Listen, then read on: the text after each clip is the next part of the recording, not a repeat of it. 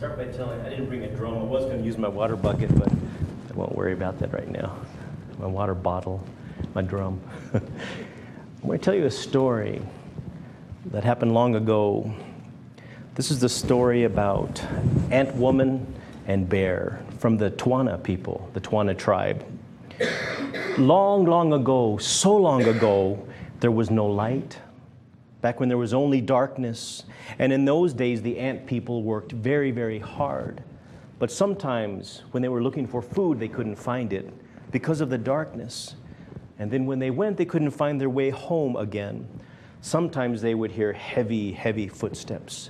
And a monster would reach into their ant cave, their home, and steal their children.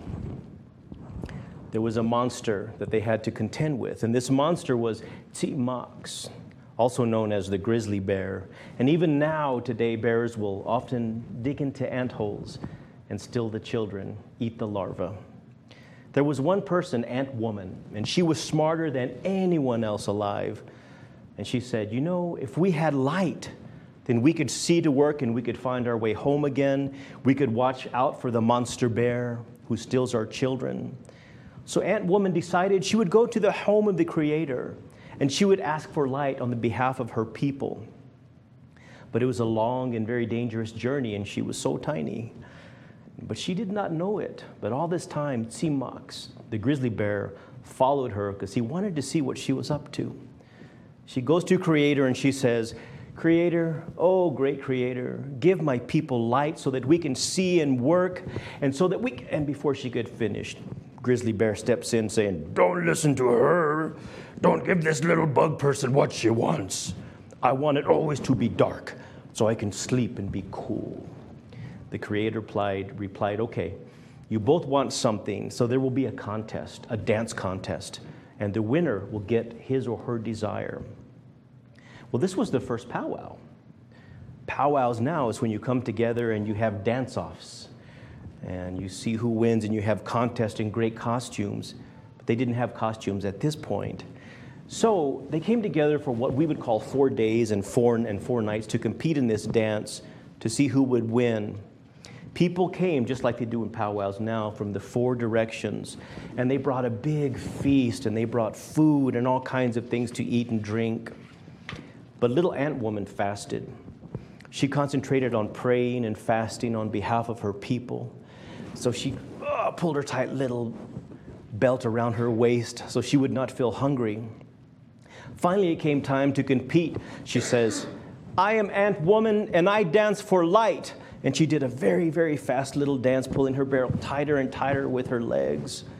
And when she finished, Bear stood up and says, as he wiped the crumbs from his face, I am Bear and I dance for night. So he did this slow, lumbering bear dance. And when he finished, well, he went back to eating.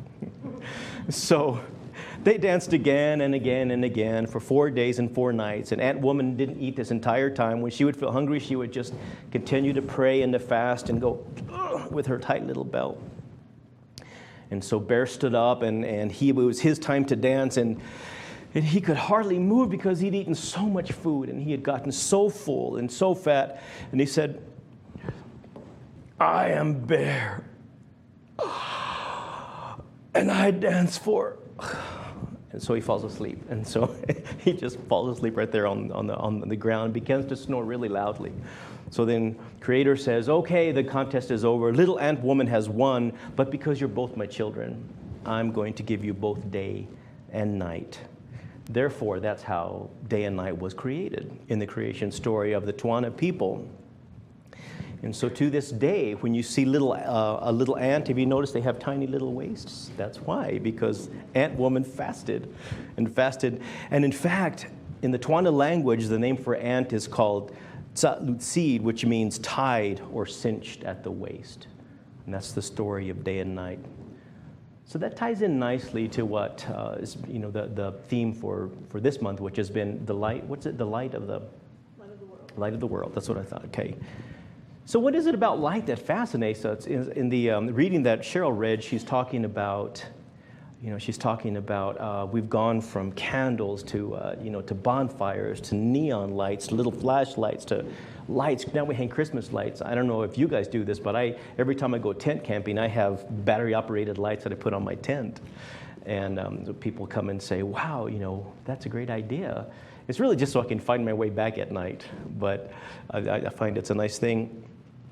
So this time of year, we seem so obsessed with light. We almost seemed obsessed with it. Our ancestors, they used to play drums really loud and bang things and sing and play horns that they made out of sheep's horn to bring the sun back, to call the sun back. Solstice did the same thing. Druids held ceremonies. The Greeks and the Romans, they held ceremonies like Saturnalia that lasted for almost a month. And they would drink and light bonfires and eat and just have a really good time. In Hinduism and Sikh, they observe Diwali. If you've ever seen Diwali, just Google it in and you'll see the amazing. It wasn't too long ago that they just had it. I was at a hotel in Florida in November, and there was a man of East Indian descent there at the front desk, and I told him, do you celebrate Diwali? And he says, yes, I do. And he says, in fact, I said, well, happy Diwali. And he says, hang on. And he went back and got a coconut and cracked it open and gave me a piece, because that's what they do during, I didn't know that, but I thought that was really nice of him. Of course, there's also Hanukkah, celebrated in the Jewish tradition, also called the Festival of Lights. In Buddhism, there's a Tatsangdaing festival, which celebrates the end of Kathina. Of course, Christmas was all about lighting. I had a bunch of lights out this year, too. In Chaco Canyon, there's a place called Fajada Butte in Chaco Canyon. And it's set up to mark where the sun comes in to observe the solstice. So when winter solstice comes, the exact minute that it happens, the sun shines through a shaft. And the back of the cave, which people didn't even know was there, is a spiral petroglyph. And the dagger lands right in the very middle. So they knew this thousands of years ago. So in other words, light is important to all of us at this time of year, it seems. Monday night, I held a solstice ceremony at my home. I was trying to figure out what to do. And so what I had people do, I had them each make their own lantern. So they got those religious candles, or they made candles from a mason jar, and they put little pictures of things that were important to them. This one woman, she had wood in it, and like a deer antler, and a piece of dog fur taped to it because her dog recently died, and really personal things, little symbols. And then we put the candles in it, and at a certain time during the night, we turned off all the lights in the house, unplugged all the lights, and then we just observed the candles. We just looked at the candles, and my thought was, each one of these candles is representing someone's soul, someone's aspirations, someone's life, and not just their life, but a collection of life. So I called in the four directions like my ancestors did, the Mayan and the Apache people, and I asked people to concentrate on what it must have been like for our ancestors as they made their way across wherever they were born, through Africa, and some went through Europe, some went through Southern Asia and up around like the Bering Straits. And then think of our descendants who are going to be also marking this time of year too. And by participating in an earth-based light ceremony, I thought it was a good way to take it away from the commercialism. I love the commercialism. I love the music. I love the glitter and the lights and everything. Maybe not in September, but but it was just really, it was a powerful reminder of the light that we all have, and that's why I love all these metaphors of light. I couldn't think of a more perfect theme for this time of year. Afterwards, we went outside, and I had everybody write down something they wanted to release on a little piece of paper. And I had my chimenea all burning. I don't know if you're my Facebook friend, you'll see on Instagram, my chimenea is completely covered with snow now. So I called it Snow Chimenea, but it's like a snow. That's our New Mexico snowman, I guess. It's really cool. So then they went up there, and I smudged them as they came down my little pathway, and then they put what they wanted to release inside of the chimenea. And that smoke went up to Creator, which is what we believe. So it's a very powerful way of releasing, and we all know as religious science people that when you write things down, when you use affirmations, you make them firm. And doing something like that in a public setting is also really strong. That's why people get married in public and take the oath of office and that kind of thing. Don't worry, we're not going to discuss politics. So when we talk about light, we say, let's shed some light on this subject. Let's bring some light to this matter. So it is the season of lights, and what better time to talk about rekindling our own inner light and to affirm that we're spiritual beings tapped into an infinite source of oil, so to speak. That's a metaphor that Ernest Holmes talked about quite a bit, and I'll get into that just a little bit more. But we are the ones, who overcome the darkness merely by our presence, because we've chosen to affirm the good things that what light can represent. And so it makes me think of that great part of Mariam Williamson's book in A Return to Love. If none of you ever read that, I'd really recommend it. But it's that great line that Nelson Mandela is believed to have said during his inaugural speech, where it says, "There is nothing enlightened about shrinking so that others won't feel insecure around you. We are all meant to shine as children do," like those beautiful children that are here this morning. We are born to make manifest the glory of God that is within us. It is not just in some of us, it's in everyone. And as we let our own light shine, we unconsciously give other people permission to do the same. And as we are liberated from our own fear, our presence automatically liberates others. And there's a quote from Rumi. He said, "The wound is the place where the light enters you." That's a nice one. Then there's another quote that I love by one of my favorite songwriters, and it says, "Ring the bells that still can ring. Forget your perfect offering. There is a crack in everything, and that's where the light gets in." That, of course, is Leonard Cohen. So everyone has oil for their own lamps, and this is what Ernest Holmes talked about.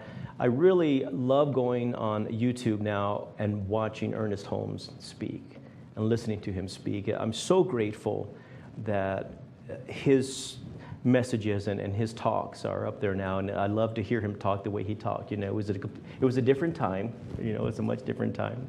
I used to listen to him on cassette tapes and then CDs, and now it's on YouTube. So if none of you have ever done that, I would encourage you to go do that. But there's this one where he's talking about how to have an enriching life, how to get the most of life, how to make every day like a miracle. And he talks, towards the end of it, he talks about what the enlightened teacher Jesus talked about when he was saying that we must keep the wick, our wick, trimmed and burning at all times. So what he's talking about is the lamp, and he's using the lamp as a metaphor for the soul, for us. And of course, back then, that's what they used for light. They used oil lamps, which was kind of neat. But he also talks about we don't need to borrow our oil from someone else. We don't need to ask someone, can we borrow oil? Can you give us oil? Can you loan us oil?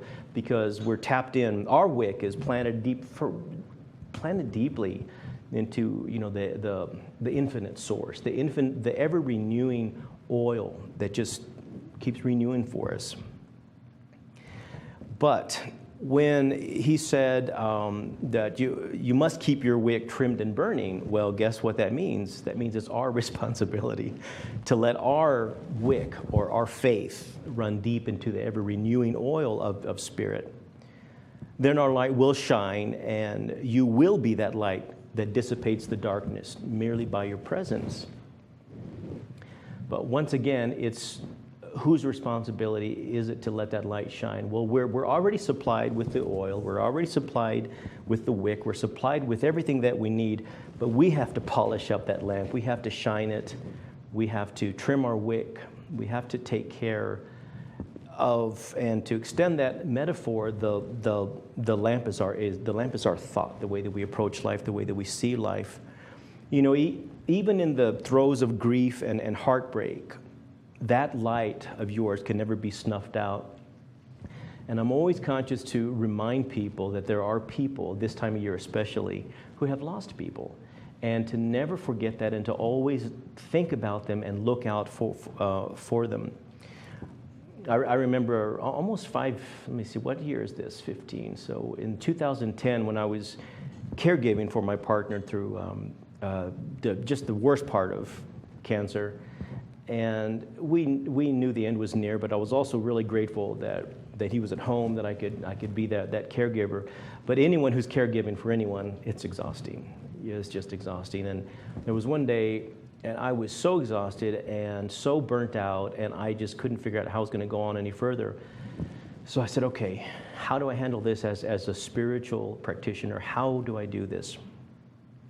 So I sat and I went into the closet of my consciousness, closed that door, and I said, I'm going to affirm that for him, there has, always will be perfect assimilation, perfect circulation, perfect elimination. And I went on to affirm further, there is a pattern of perfection at the very core of this person's soul. And then I asked for strength and wisdom to know what to do to realize the best healing. And what we do as religious science people, we simply work on our realization and our understanding over and over and over. That's the miracle of it. So I said to myself, I'm the only one that needs convincing of the truth here. Even though he's almost dead and everything and in a lot of pain, I said, okay, there's still a pattern of perfection, and I need to realize that for him and for myself too.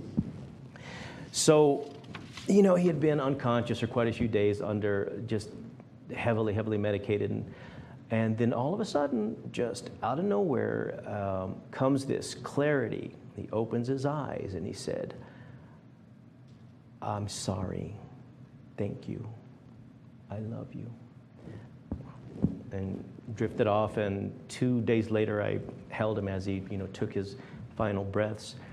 And that was a reminder to me to, even at our most despair, at our most grief, at our most chaotic, that there is a peace and an understanding that's running through everything. I've been a volunteer at hospice with my music going on 11 years now. I've noticed the exact same thing with people as I'm playing for them, as they're making their own beautiful transition. There's what I call a resigned resignation, surrender, but it's there's no fear there. Hardly ever is there fear. And there's almost like a glow. It's like a glow there. And it reminds me of that line from Elizabeth Kubler-Ross, who wrote so much about grief. She's just such a pioneer. And she said, people are like stained glass windows. They sparkle and they shine when the sun is out, but when the darkness sets in, that's when their true beauty is revealed, but only if there is light from within. And that's just beautiful. So being light bearers, being light bringers in this world, it can be a challenge, especially this past year, which has been one of the roughest years it seems we've had in quite some time, and continues to be, unfortunately. So how do we, as spiritually conscious people, how do we bear the tragedy and the grief and the dissension and the division, especially going politically right now? Well, Emerson said, the soul is the perceiver and the revealer of truth. We know the truth when we see it. Let skeptic and scoffer say what they choose, but we know the truth. So as spiritual people, well, we choose to know that good is the truth of things. We know that there is a peace at the heart of everything. We know that love is the ultimate source and the power of our beings. So we're constantly being asked to remember that, and that is what keeps our lantern shiny. That's what keeps our wick trimmed. I know what you're saying, though. I can hear you, though. You're saying, Randy, but you don't know some of these people that I do. You don't have this family. You're not related to them. You don't work with them. You don't have to deal with these politicians every day. Well, yeah, I actually do. And, you know, heck, my own situation is not perfect. My own relationship with family and friends is certainly not perfect. But we can't let that inflame us to where we change our belief and our perception about things. So I guess what I'm trying to say is we have to remind ourselves that we're only responsible for our own wicks and the condition of our lamps. You know, have you ever tried to change someone's mind about something? You ever try to change someone? That's how you know a relationship's doomed. Oh, you know, he or she is such a nice person. I know I can change them. Oh. Oh, just, yeah, don't even bother. I marry a lot of people as a wedding officiant, and I can see sometimes the ones that I certainly that indicate that they're going to last a little bit longer by how they treat each other, by the eye contact, by how comfortable they are, by how giving they are with each other. So those people with those politicians that seem to want us to get so angry all of the time, well, you know, we really can't ignore them, but we really diminish our own flame when we react with anything but the truth of our understanding. So we're always going back to that. So we have to train ourselves really to see everything in life as a gift, a reminder, a message from ourselves to ourselves daily. In The Art of Life by Ernest Holmes, if you haven't come across that book, it's great. It's a fairly new book of Ernest Holmes. I mean, of course, it was written some time ago, but I have the Kindle edition, and it's really been very helpful, very inspiring. But this is what he says as far as that goes. He says, meet every doubt that enters your mind with greater faith. Meet every confusion with a deeper sense of calm. Take the time to do this. He says, start your day with peace and you will end your day with peace. Now, I have a routine every morning before I get up. Like this morning, it went a little long because I didn't want to get out of bed. But I was saying I am so appreciative of how comfortable this bed is right now and how warm these blankets are. And there's this one comforter that I have that a friend made for me. And I said, I'm so grateful for that. And I was grateful that my electricity was on because it went off a couple of times last night. And I was grateful. I knew that I had set the coffee up, so then I was grateful for the electricity, you know, and I was grateful, and I have an all-wheel drive vehicle, you know, I was grateful for so many things, and the list just went on, and I said, all right already, you better get out of bed, you better get ready, you know. But so I certainly have a list, and so that is plugging me into the oil of gratitude, and that's where I try to have my entire day from. So as we move into this new year, after the darkest days and the longest nights of the years, let us remember that our wick is already planted deep in the oil of spirit. It is infinite. It is an ever-renewing source. Our part is to shine our lamps, to keep our wick trimmed and lit, like it says. And we light it by remembering that at the center of our being is a peace and a love so deep that nothing ever has, nothing ever can, and nothing ever will disturb it. So I'm going to finish with something from the Art of Life by Ernest Holmes. It says, the peace of God is at the center of my being. I am conscious of this peace.